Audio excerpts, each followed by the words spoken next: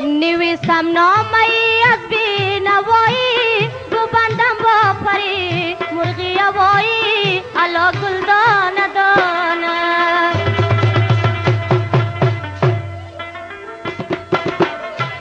ببری نامه را با دل بری من از داران داد و بی داد از جدایی علا گل دانه دانه علا گل دانه دانه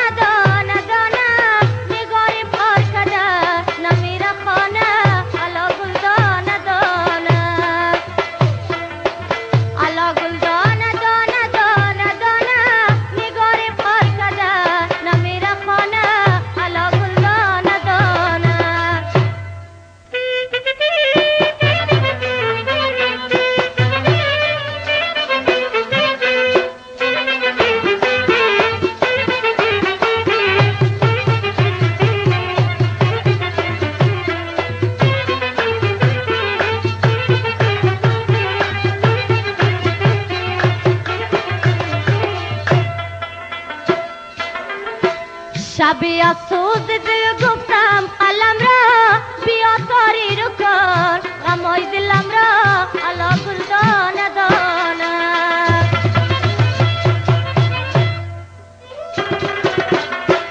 قلم گفت تو برو بیچاره عاشق ندارم طاقتی این کوی غم را علا گل دانه دانه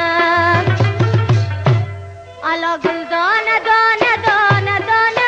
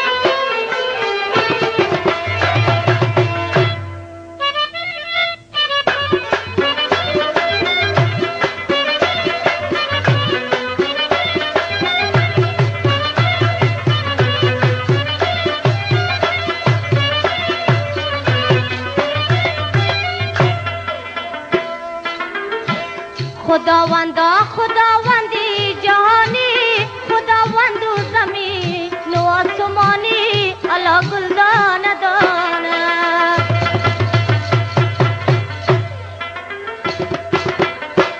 خداوندا تو پیرا را بیاموز جوانا را بکار می دل رسانی علا گل دانه دانه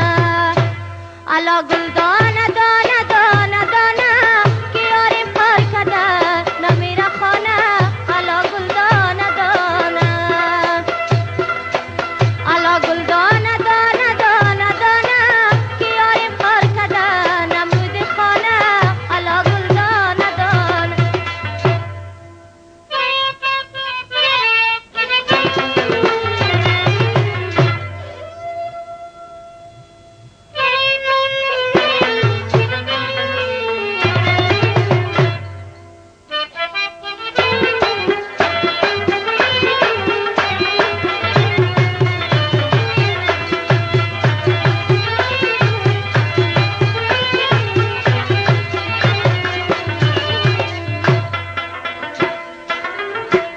ادی سروی تو را دیوار پناه کرد کدام ظالم تو را از من جدا کرد الا گلدان داند